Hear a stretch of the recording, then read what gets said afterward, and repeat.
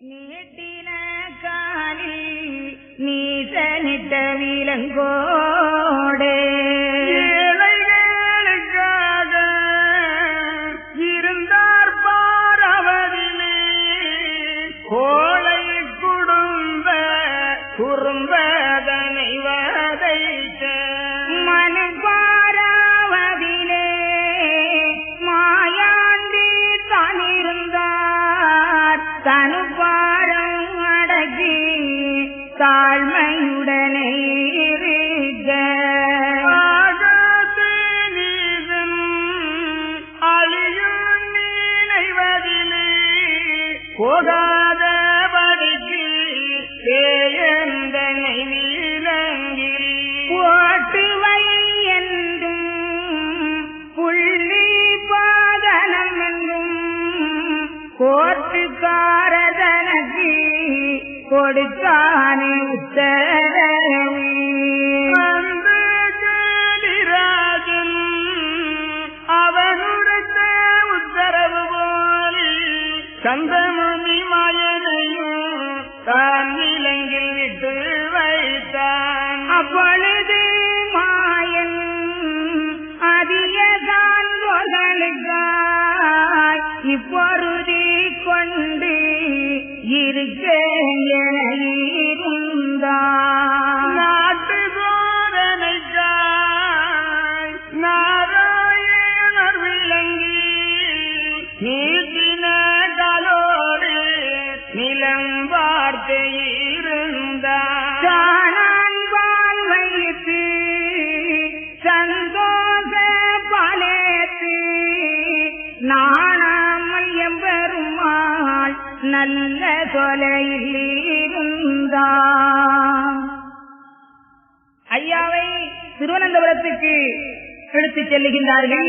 அந்த மன்னனுடைய கட்டளையின் பேரிலே கால்கரங்களை சங்கிலியிலே பிணைத்து பகற்கல்லனை போல சுசிந்தரத்திலே இருந்து கோட்டாறு, சுங்காங்கடை, பல்பனாபுரம், தக்கலை வழியாக நீசர்கள் வாழ்கின்ற நெடுந்தருக்கள் ஊர் வழியே பாச கயிறு கொண்டு கட்டி பகல் கல்லனைப் போலே திருடனைப் போலே ஐயாவை இழுத்துச் சென்றாலும் அவர் மனமன்னும் உள்தருவிலே இந்த சோதனைகளை சாதிக்கின்ற நிலையில் அடக்கமாக பொறுமையாக கருதி கொண்டு வழி நடத்தினார். தக்கலையில் ஒரு நாள் இரவு ஒரு டானாவிலே அடைத்து வைத்துவிட்டு அடுத்த நாள் அங்கிருந்து திருவனந்தபுரத்துக்கு இழுத்துச் செல்லுகின்றார்கள். வாழ்வச்சபுரம், வில்வச்சபுரம், வாலராமபுரம் வழியாக திருவனந்தபுரத்திலே நதிக்கரை, வனத்துறை, கடற்கரை வழியாக கொண்டு சேர்த்தார்கள். அங்கே எம்பெருமானை சிங்காரத்தோப்பு என்னும் இடத்திலே சிறை வைக்கும்படியாக மன்னன் கட்டளையிட்டார். ஆனால் எம்பெருமானும் அந்த அடர்ந்த மரச்சோலைகளை எல்லாம் பார்த்து மனதிலே எண்ணுகின்றார்கள். அன்றொரு நாள் ஸ்ரீரங்கம் வழியாக செல்கின்ற போது இந்த இடத்தையெல்லாம் கண்டு மகிழ்ந்தோம், எத்தனை நாள் ஆகிவிட்டது என்று ஐயா அதை நினைந்து அவமகிழ்கின்றார். என்ன சொல்லி சிறை வைக்கின்றார்கள்? சபையில் கேட்ட எந்த ஒரு கேள்விக்கும் இவன் பதிலே சொல்லவில்லை, சபையை அவமதித்து விட்டான் என்ற குற்றத்தை சாட்டி 3.25 மாதம் சிறை வைத்தார்கள். மனுப்பாராவதிலே மாயாண்டி தனுப்பாரம் அடக்கி தாழ்மையுடன் இருந்தார். ஆகாத நீசர்கள் அழியும் நினைவதிலே இவரை எங்கும் போகவிடக் கூடாது என்று கட்டுத்திட்டாக காவல்களெல்லாம் போட்டார்கள். நீ இனி அந்த சாணாரிடத்திலே செல்லக்கூடாது, எங்களோடு இருக்க வேண்டும், இருப்பாயா என்று பயமுறுத்தி குளுகனி அறைக்குள்ளே அடைத்து வைத்தார்கள். ஒட்டக கூட்டத்துக்குள்ளாக நிறுத்தினார்கள், யானை கூட்டத்துக்குள்ளாக தூக்கி வீசி எறிந்தார்கள். ஆனால் அந்த உயிர்கள் எல்லாம் அடக்கமாக எம்பெருமானை அறிந்து கொண்டு அவருக்கு எந்த பாதகமும் செய்யவில்லை. இந்த சோதனைகளிலெல்லாம் அவன் அடங்க மாட்டான். அவனை இன்னும் சோதிக்க வேண்டும் என்று காற்று புகாத அரங்குக்குள்ளாக வத்தல் போட்டு தீ வைத்தார்கள். அதற்குள்ளாக எம்பெருமானையும் அடைத்து வைத்தார்கள். அப்பொழுதும் அவரை ஒன்றும் செய்ய முடியவில்லை. அடுத்தபடியாக நீட்டுக்கள் கொண்டு வந்து நீட்டி போட வேணும் என்று நீசனும் நினைத்தானே சிவனே ஐயா. இந்த நினைப்பிற்கு பூச்சோரிகிறான் என்று எண்ணி நினைத்துக் கொண்டேன் சிவனே ஐயா. சுண்ணாம்பு காலவாயிலை வைத்து சிப்பியோடு சிப்பியாக இவனை நீக்கி புகையோடு புகையாக ஆக்கிவிட வேண்டும் என்று சோதித்தார்கள். அப்பொழுது ஐயா என்ன நினைக்கிறார்? கூடை கூடையாக மலர்களை அள்ளிக்கொண்டு கொட்டுகிறார்கள் என்று ஐயா மனதிலே நினைத்தார். இதிலும் அவன் தேறிவிட்டான், இன்னும் அவனை சும்மா விடக்கூடாது என்று எண்ணிய மன்னன் தீயிலே போட்டு வாட்டுவதாக சோதனை செய்தார். நெய்யூற்றி கட்டையடிக்கு தீயையும் வைத்து அதை நீந்தி கொடி என்றானே சிவனே ஐயா. குளியாத மேனி குளிக்க நாளாச்சுதன்று குளி போட்டு நின்றேன் ஐயோ சிவனே ஐயா. மக்கள் எல்லாம் ஐயோ ஐயோ என்று அலறி துடித்தார்கள். அப்பொழுது அந்த அனலிலே இருந்து வெளியே வருகிறார். அக்கினி குண்டத்திலே, அதாவது பெரிய பெரிய விறகுகட்டைகளை அடுக்கி அது குபீரென்று பற்றி எறிய வேண்டும் என்று கொடங்கொடமாக நெய்யிட்டு தீ வளர்த்தார்கள். அந்த தீயிலே தூக்கி எறிந்தார்கள். அதிலிருந்து கரையேறி வந்த எம்பெருமான் சொல்லுகின்றார், மக்களே, எனக்கு காற்று புகாத அரங்கு அலங்கார தேர்தட்டாக விளங்கியது. சிப்பியை நீட்டுகின்ற காரவாய் எனக்கு மலர்படுக்கையாக காட்சியளித்தது. இப்பொழுது இந்த நீசர்கள் வளர்த்த இந்த அக்கினி குண்டம் குளியாத மேனியில் குளிக்க நாள் ஆச்சுதென்று குளி போட்டு வருகின்றேன். அதாவது என் தேகமெல்லாம் செலுத்து போயிருந்தது, குளித்து கனநாளாகிவிட்டது. இப்பொழுது ஒரு அழகான தாமரை தடாகத்திலே தூக்கி வீசி எறிந்தார்கள். அந்த தடாகத்திலே நான் முக்குளி போட்டு நீந்தி விளையாடி வருகின்றேன் என்று அந்த மக்களுக்கு சொன்னார். இப்படியெல்லாம் நீசர்களுடைய சோதனைகளை எம்பெருமான் தன்னுடைய சாதனையாக்கி அவைகளிலே வெற்றி பெற்றார். ஆனால் அவரை அடைத்து வைத்திருந்த அந்த சிங்கார தோப்பிலே நிறைய மக்கள் வந்து கூடினார்கள்.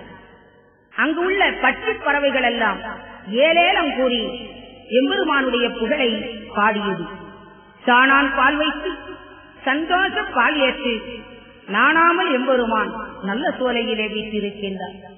சோலையிலே வாழ்பறவை சுவாமி வந்தார் என்று சொல்லி ஏலேலம் கூறி எந்நேரமும் தொழுது நன்றான மகுதியுனல் பறவை நனது கொண்டாடி கொண்டாடி கொஞ்சி விளையாடிருக்கும் இந்த வனகொலையிலே எம்பெருமாள் தான் இருக்க சந்தமுடன் அருள்கள் சதபாடியாக வந்து தொழுது நமஸ்கரித்து தூயோன் பாதம் பூண்டு முழுதும் உன் பாதம் என மொய்குழலால் சிலர்கள் 40 வயதாய் நான் பிள்ளை இல்லாதிருந்தேன் காப்பது உன் பாதம் என கண்டு தோழுதவில்லை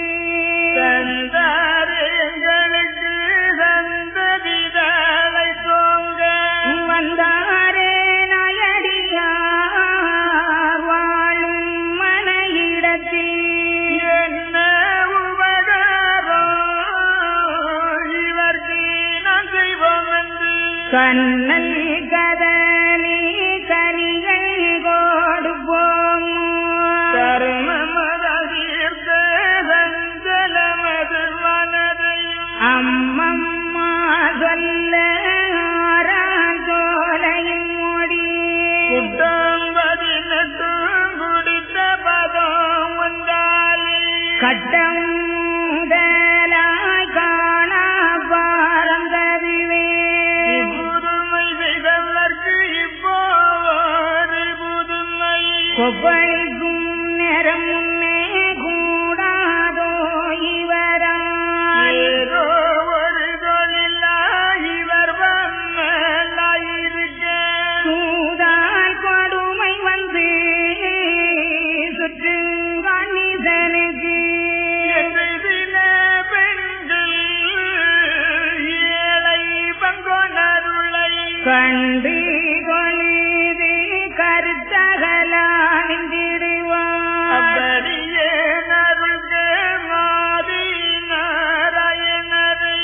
செப்படி போலவர்க்கு செய்த நன்றி சொல்லியவர் ஊரைக்கு போக குற நினைவில்லாமல் நாரணரை சூழ்ந்து நமஸ்காரம் செய்து நிற்பார்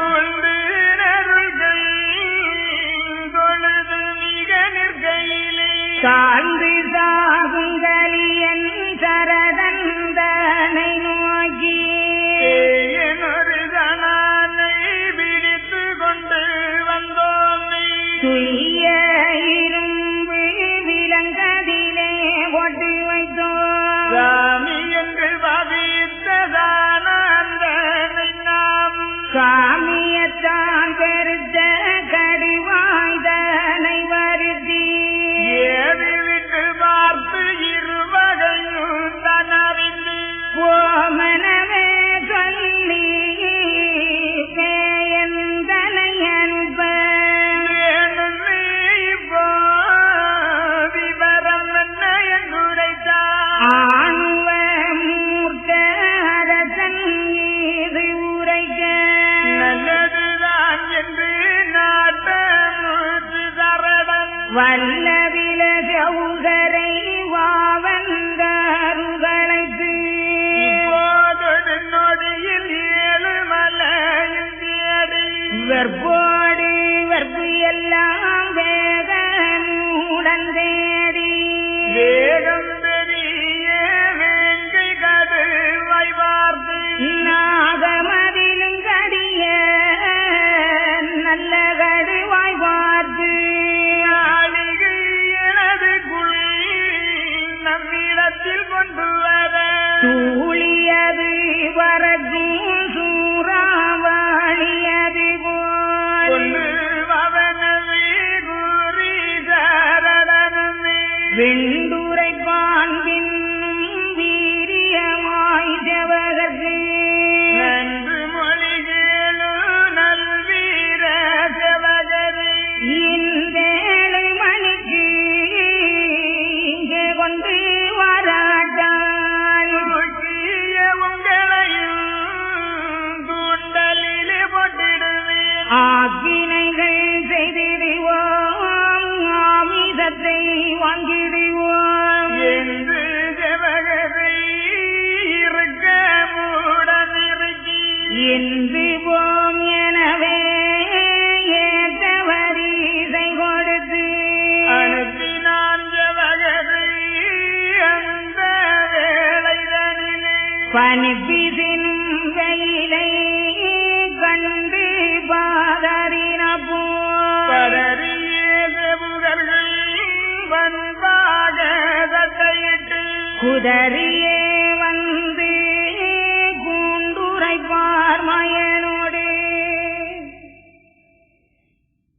சிங்காரத்தோப்பிலே எம்பெருமான் வந்திருக்கின்ற விவரத்தை அறிந்து ஐயாவை வணங்கி அறிவித்த மக்களும் இப்படி பூவண்டந்தோப்பிலே புதுமை ஒன்று நடக்கிறதாம், நாமும் அவரை போய் பார்த்து வர வேண்டும் என்று எண்ணி இருந்த மக்களும் இப்பொழுது அவர் நம்மிடத்திலே வந்திருக்கின்றார், கண்டிப்பாக அவரை போய் பார்த்து வணங்கி அருள் வர வேண்டும் என்று திரளாக கூறினார்கள்.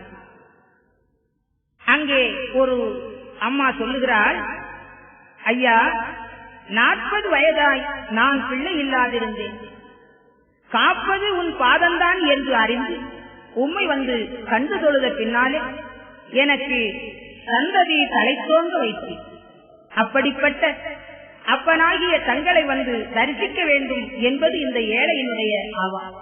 ஆனால் என்னுடைய ஏழ்மையானது மீண்டும் அங்கு வருவதற்கு வாய்ப்பை அருளவில்லை. என் போன்ற ஏழை எளிய மக்களினுடைய ஆவலை பூர்த்தி செய்வதற்குத்தான் நாயடியால் வாழுகின்ற மன இடத்திலோ வந்தீரோ சுவாமி என்று ஐயாவை வணங்கி நின்றார். ஆனவல வஸ்துக்களையும் ஐயாவுக்கு என்று தர்மமாக அங்கே கொண்டு செய்தார்.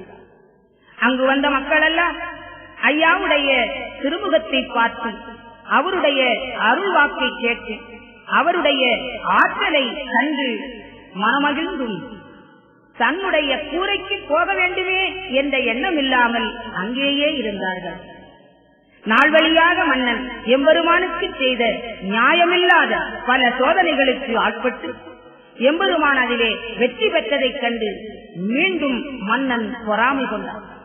இவனை இல்லாமல் அழித்தே விட வேண்டும், என்ன செய்யலாம் என்று மந்திரிகளை கூட்டி ஆலோசனை செய்தான். காட்டிலே சென்று கொடிய வேங்கை ஒன்று கொண்டு வந்து அந்த வேங்கை புலிக்கு இரையாக்கி விட வேண்டும் என்று எண்ணினான். அந்த எண்ணத்திற்கு வீரர்களை அழைத்து உடனே காட்டிலே சென்று எங்கெங்கெல்லாம் கடுவாய் கிடைக்குமோ அந்த மலைகளெல்லாம் அலைந்து திரிந்தாயில் கோபம் பொருந்திய கொழுத்த பருத்த வேங்கை ஒன்று கொண்டு வர வேண்டும் என்று உத்தரவிட்டார். அதுவும் இன்று 7 மணிக்குள்ளாக கொண்டு வர வேண்டும். அப்படி கொண்டு வராவிட்டால் உங்களை ஆக்கினைகள் செய்வோம், ஆமிசத்தை வாங்கிடுவோம் என்று பயமுறுத்தி ஏற்ற வரிசை கொடுத்து அனுப்பினார். அந்த வீரர்கள் எல்லாம் கூடி எண்ணுகின்றார்கள், ஐயையோ நாம் அழிந்தே போகப் போகிறோம். ஏனென்றால் இந்த மன்னன் சொன்னது போல அத்தனை பெரிய வேங்கை ஒன்றை நம்மால் இன்று 7 மணிக்குள்ளாக பிடிக்க முடியாது. நம்முடைய குடும்பமெல்லாம் அலையப் போகிறது. இவன் கண்டிப்பாக நம்மளை தூண்டலிலே மாற்றத்தான் போகிறார் என்று அந்த வீரர்கள் எல்லாம் வேதனைப்பட்டார்கள். அதிலே ஒருவன் சொல்லுவான், அடே தாமரகுலத்து சன்னியாசியினுடைய கீர்த்தியை பற்றி அறிந்தீர்களா? இந்த மன்னன் விஷத்தை கொடுத்ததிலே இருந்து நெய்யூற்றி தீவளர்த்து அக்கினி குண்டமாக்கி அதிலே தூக்கி வீசி எறிந்த போதும் கூட இந்த மன்னனுடைய சோதனை அவரை ஒன்றும் செய்யவில்லை. ஆனால் அன்பாக அவரை பணிந்து நின்ற மக்களுக்கு சிங்கார தோப்பிலே என்ன என்ன உபகாரங்கள் செய்திருக்கிறார் தெரியுமா? எனவே நாமும் இந்த சோதனையிலே இருந்து பிழைக்க வேண்டுமானால் அந்த சுவாமியை கண்டு அவருடைய அருளை பெற வேண்டும் என்றுரைத்தார். உடனே எல்லோருமாக எம்பெருமானிடத்திலே வருகின்றார்கள். வந்து ஐயாவை பணிந்து என்ன சொல்லுகின்றார்கள்? நாரணரே நாங்கள் போகும் தாரும் அம்மது பேராய் நடக்க வேணும் பெரிய திருமாலே உம்மை சோதிக்க ஒரு கடுவாய் கொண்டு வர சென்னையில் ராஜா செனீனர்தான் ஆனதிலால் கடுவாய் அடியேங்கள் கையதிலே போனவுடன் சிக்கிடவும் வரந்தாரும் புண்ணியரே எம்பெருமாய் உள்ளது நன்றி நன்றி என்று நாராயண சீரித்து இடை கொடுத்தார் கடிவாய் வேகம் அதில் சிக்கிடவும் படை சேவகர்கள் பாரமலை தானே கடுவாய் கனமலையிடம் தீடி முடிக்கு தலையாறு புத்தி வலையானே காடுகளைத்து கடுநோய்கள் விட்டே வேடிவர்களெல்லாம் விரைந்து கலைத்தனரே கலைக்கு ஒரு கடுவாய் கடுமீதம் கொண்டெழுந்து வலைக்குள் நுழைந்ததுதான் மாயவனதன் செயலாய் உடனேதான் ஜவுகர்கள் ஓடி மிகவ நடந்து அடவுடனே வலை அமர்த்தி மிக போட்டி உபாயத்தால் சென்று ஒரு கூட்டுக்குள்ளடைத்து பாதத்தால் கட்டி கனகூடுதனெடுத்து தாமரை குளத்தூர் சன்னியாசி பாதம் மதாய் நாமனும் மன்னனுக்கு நாடி விளைத்தோமந்தான் நல்ல வெண்ணி உண்டு நத்தானாதமீடம் வல்லவர்தான் என்று மகாதயவை கொண்டாடி தேடி தெரியாமல்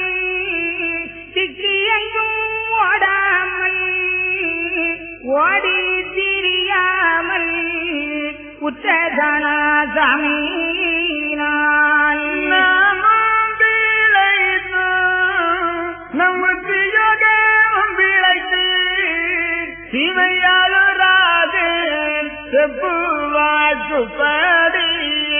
கடுவாயை கொண்டு காலமே போமென வெடிவாக குடதுக்குள் வேங்கைதனையாமத்தி வந்து கொண்டு வந்தார் சேவகரும் படையும் அமர்ந்த கடைவாய் அதருகின்ற ஒசையினால் அருட்கள் மீக பதறி நால்கரைக்கும் அகமிட்டு வருகின்ற வேளையிலே மகாபோடியாய் ஜனங்கள் சுவாமி என்ற ஜனத்தை சோதிக்க வேணும் என்று ஆமியம்மாய் கடுவாய் அதோ கொண்டு வராரு பார்க்க வரும் ஜனங்கள் பல சாதியும் கூடி போர்க்கு திரள் போல் போற வகை போலே எண்ணிறந்த நருகள் இரு கூடி வந்தனது மண்ணளந்தனாதன் மனம் மகிழ்ந்தே இருந்தார் சுவாமி அருகே சூழ்ந்திருந்த கண்டோர்கள் நாம் இனித்தான் செய்வதென்ன நாதனே என்று சொல்லி கேட்டு நாராயணர் சீர்கொண்டு குள்மயந்து நாட்டுக்கு அறிவிதினான் நாராயணனும் பட்சி பறவை பல ஜீவ ஜந்துக்களை நிச்சயமாய் படைத்த நீல வண்ணநாதனும் நான் மண்ணிலும் அளந்து மாய பெருமானும் நான் விண்ணிலும் அளந்த விஷ்ணு திருவுளம் நான் ஏகம் படைத்தவன் நான் எங்கும் நிறைந்தவன் நான் நாகக்கடல் துயின்ற நாகமணி நான் அல்லவோ ஆக பொருள் மூன்றும் அடக்கம் வந்து அனதினார் ஜீவ ஜந்துக்கெல்லாம் ஜீவனும் நனல்லவோ இன்னீதரெல்லாம் என்னை அறியாதிருந்தான் மின்னிலத்தில் நான் படைத்த மிருகம் அறியாதோ என்று அடக்கி ஏகந்தானை நினைத்து ஒன்றுக்கு அஞ்சாது குற்ற மக்கள் தந்தோரே பதறாதே எந்த பாலகரே என்று சொல்லி இதராத மாயவனா இருந்தார் காணம்மானே அப்போங்க அம்மிருக மனதையும் வெப்போடு நெஞ்ச மனிதரஜனிடம் கொண்டு வைத்தார் அந்த கோபக்கடு வதனையும் கண்டு கலிராதன் கனக சந்தோஷமுடன் அன்று ஜீவாய்களுக்கு ஆன வரிசை கொடுத்து இன்று கடுவாய் இப்போது கொண்டு சென்று கூட்டில் அடைத்து கோபம் அது வருத்த இட்டிமையாய் அதற்கு இறை ஒன்றும் போடாமல் இன்றைக்கு வைத்து இருநாள் கழிந்த பின்பு செந்தந்த பெயனிடம் சொல்லிவிடலாமே அடைத்த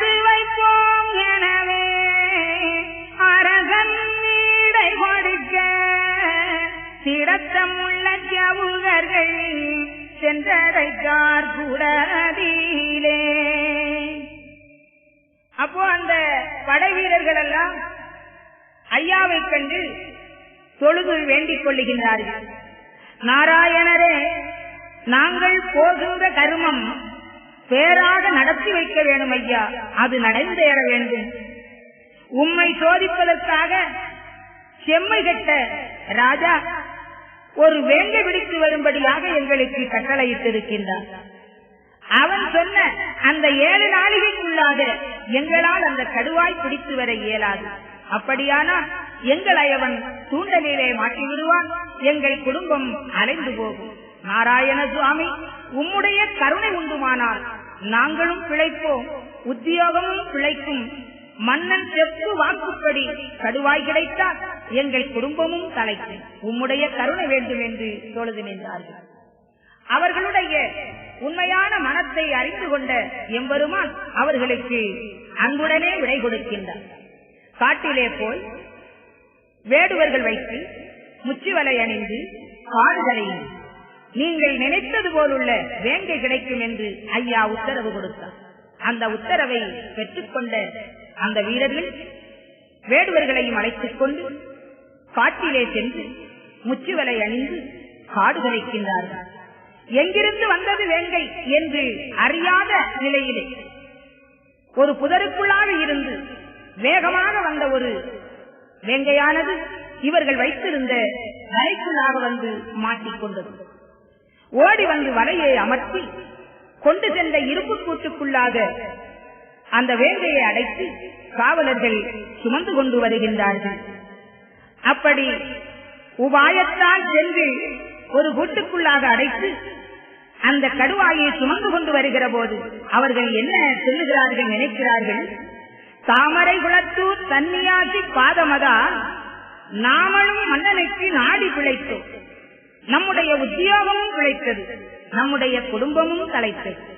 சும்மா சொல்லக்கூடாதப்பா, தேடி திரியாமல் ஓடி திரியாமல் அந்த சுவாமி சொன்ன அந்த வழியிலே காட்டிலே சென்று காடு கழித்து அப்படியே வெள்ளி கிடைத்து விட்டது.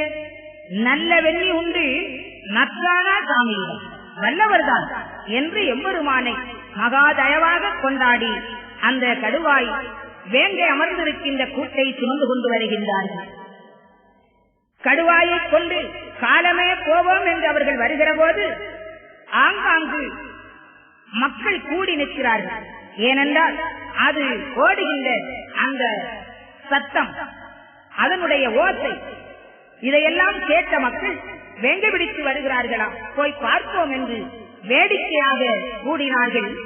அதே சமயத்திலே வேதனையோடும் அன்பு மக்களும் அதை பார்த்தார்கள். ஐயோ, இந்த கொடிய வேங்கைக்கு எம்பெருமான் இரையாகி விடுவாரோ, நாமெல்லாம் இனி தனியர்கள் தானோ என்று மனதிலே அறிந்து கொண்ட அந்த மக்கள் அந்த விவரத்தை வந்து சுவாமி இடத்திலே சொல்லுகின்றார்கள். சுவாமி, எங்களுக்கு இனி என்ன சொல்லுகிறீர்கள்? நாம் இனி என்ன செய்ய வேண்டும்? இப்படி பருத்த கொளுத்த வேங்கை ஒன்று கொண்டு வருகிறார்களே என்று அந்த மக்கள் சுவாமியை வந்து அழுது சொன்னார்கள்.